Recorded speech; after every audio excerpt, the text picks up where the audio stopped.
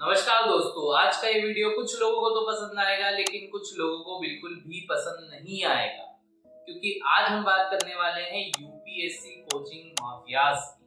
यह माफियाज बच्चों को झूठे सपने बेच रहे हैं और इन झूठे सपनों को खरीदने वाली वह यूथ है जो विकसित भारत का भविष्य बन सकती है।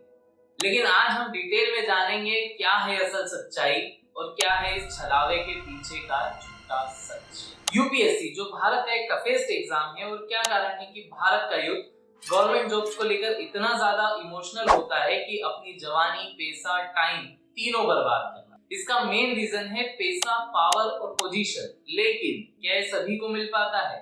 There is big.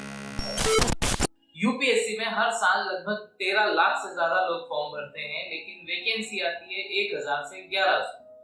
मतलब टोटल परसेंटेज ऑफ सक्सेस होता है 0.07%। मतलब 1300 बच्चों में से ऐसा एक बच्चा होगा जो फाइनल सिलेक्शन लेगा। अगर हम एवरेज भी निकालते हैं तब भी 1000 में से एक बच्चे का सिलेक्शन हम मान सकते हैं। प्राइवेट जॉब में इतने अच्छे ऑप्शंस होने के बाद भी क्यों भारत का यूथ सरकारी नौकरी के पीछे पागल बना हुआ है? इसे जानने के लिए पहले जानना होगा सोशल मीडिया ट्रैप। और इस ट्रैप में सबसे पहला नंबर आता है कोचिंग माफियाज का, जो झूठे प्रॉमिस करते हैं सिलेक्शंस के।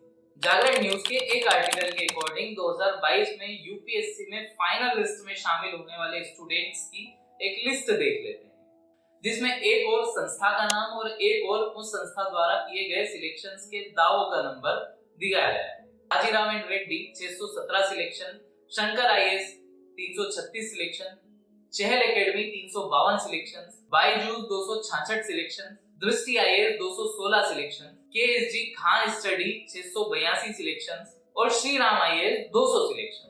यह लिस्ट और भी बहुत लंबी है, जिनके अकॉर्डिंग लगभग 3500 से ज्यादा सिलेक्शंस हुए हैं यूपीएससी 2022 एग्जाम में।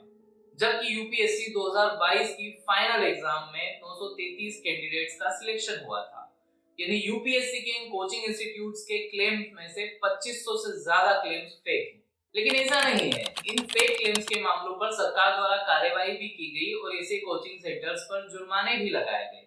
लेकिन जुर्माने की राशि मात्र उतनी होती है जिससे ज्यादा ये एक बच्चे से फीस चार्ज कर लेते हैं। आज के टाइम पे एक छोटे से छोटा यूपीएससी कोचिंग सेंटर भी 50,000 से कम की फीस में अपना कोर्स कंप्लीट नहीं कराता है।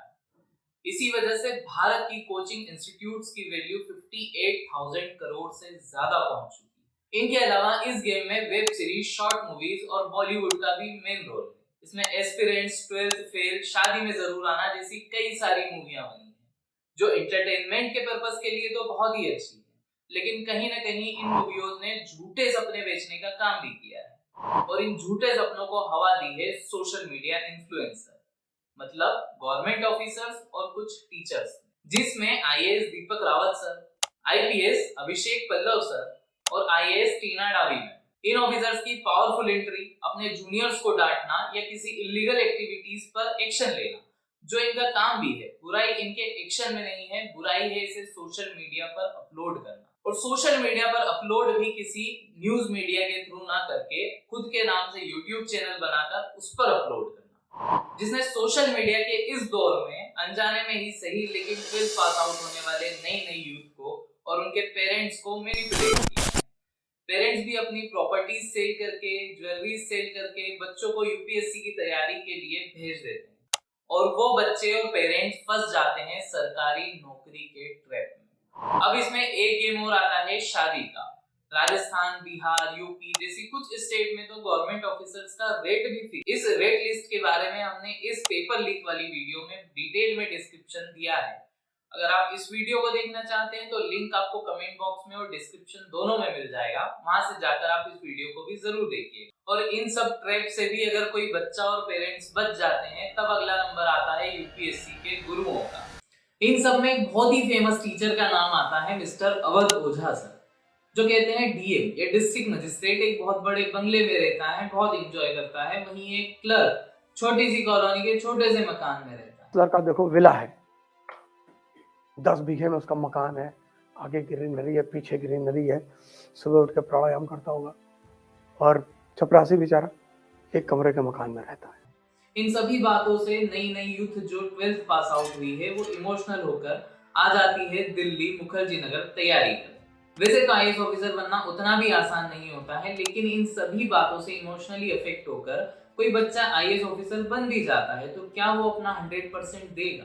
क्या वो अपना काम पूरी ईमानदारी से कर पाएगा या फिर घूसखोरी करेंगे?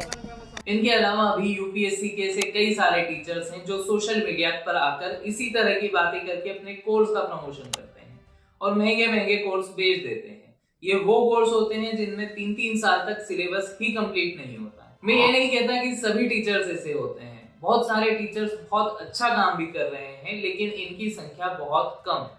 अब आप सभी सोच रहे होंगे कि मैं इतनी देर से ये सब रामायण बता रहा हूँ तो क्या हमें यूपीएससी की तैयारी नहीं करनी चाहिए? आंसर है जरूर कीजिए, लेकिन एक लिमिटेड अटेम्प्ट्स के साथ। दिल्ली मुखर्जी नगर में 35 से 38 साल तक के ऐसे कई सारे बच्चे हैं जिनका ना अभी तक शादी हुई है और ना ही अभी तक सिलेक्शन हुआ है। तो मैं 12th में ही आ गया था दिल्ली, यहाँ से ग्रेजुएशन किया, एमए किया, एमफिल भी किया और टोटल दिया हूँ 7 अटेम्प्ट दिया हूँ यूपीएससी का, उसमें 2 मेंस लिखा हूँ। अब आपने देना बंद कर दिया है? अब मेरा वो अटेम्प्ट मेरा खत्म हो गया। और 2-4 अटेम्प्ट्स के बाद जब उनके सारे अटेम्प्ट्स भी खत्म हो जाएंगे और फाइनली सिलेक्शन नहीं होगा, तब वो किसी और काम को भी नहीं कर पाएंगे। और जब आप किसी कोचिंग का चयन करते हैं तो सोशल मीडिया के प्रमोशन के बेस पर ना करते हुए वहां की डेमो क्लास लीजिए। वहां पर जो ऑलरेडी बच्चे पढ़ रहे हैं उनसे बात कीजिए, सभी दूर से जानकारी लेने के बाद ही फीस जमा कीजिए। लेकिन मोबाइल सबके पास है, तो यूट्यूब पे जिनका रील देख लेते हैं उनकी कोचिंग में वो चले जाते हैं। अच्छा, पहले क्लास को देखे, पढ़े, सोचे, समझे, उसके बाद एडमिशन ले। एंड थर्ड और most important thing, plan B तैयार रखिए। अब प्लान बी को लेकर बहुत कंफ्यूजन होता है। कुछ टीचर्स कहते हैं यूपीएससी वालों के लिए अपनी स्टेट का पीसीएस प्लान बी हो सकता है, जो सही बात भी है, लेकिन state PCS is also not a easy game. इसमें भी कई सारी प्रॉब्लम्स होती है, हाई कंपटीशन, अलग सिलेबस, पैटर्न चेंज, बहुत समय तक रिजल्ट ना आना और पेपर लीक की प्रॉब्लम। पेपर लीक पर हमने वीडियो बनाया हुआ है, इसे जरूर देखिएगा, जिससे आपके सारे पेपर लीक के कॉन्सेप्ट क्लियर हो पाएंगे। ऐसा इसलिए क्योंकि अगर आप किसी एक क्लास में जाकर पूछेंगे कि आप में से कितने बच्चों का यूपीएससी में इस साल सिलेक्शन होगा, सारे बच्चे कहेंगे कि हमारा तो होगा ही, लेकिन उस एक क्लास में बैठे हुए टोटल बच्चों की संख्या टोटल आने वाली वैकेंसीज की संख्या से ज्यादा होगी। तो अगर हम प्रैक्टिकली भी सोचे तो सभी बच्चों का सिलेक्शन होना इम्पॉसिबल है।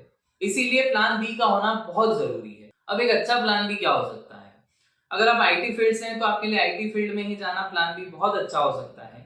इसके अलावा कोई डिप्लोमा कोर्स कर सकते हैं, अकाउंटिंग की फील्ड में जा सकते हैं, वीडियो एडिटिंग में जा सकते हैं, आप एमए करके असिस्टेंट प्रोफेसर की लाइन में जा सकते हैं। लेकिन प्लान बी वो बनाइए जो आप कर ही सकते हैं। प्लान बी हमारे एजम्पशंस के बेस पर नहीं बनना चाहिए। आज के वीडियो में बस इतना ही। अगर वीडियो अच्छा लगा हो तो इस चैनल को जरूर सब्सक्राइब कीजिएगा, वीडियो को लाइक कीजिएगा और ये वीडियो उन पेरेंट्स को, उन बच्चों को जरूर शेयर कीजिएगा जो जबरदस्ती यूपीएससी की तैयारी के इस जंजीर में फंसने जा रहे हैं। और कमेंट बॉक्स में जरूर बताइएगा आप इस वीडियो को किस सिटी से देख रहे हैं। Thank you.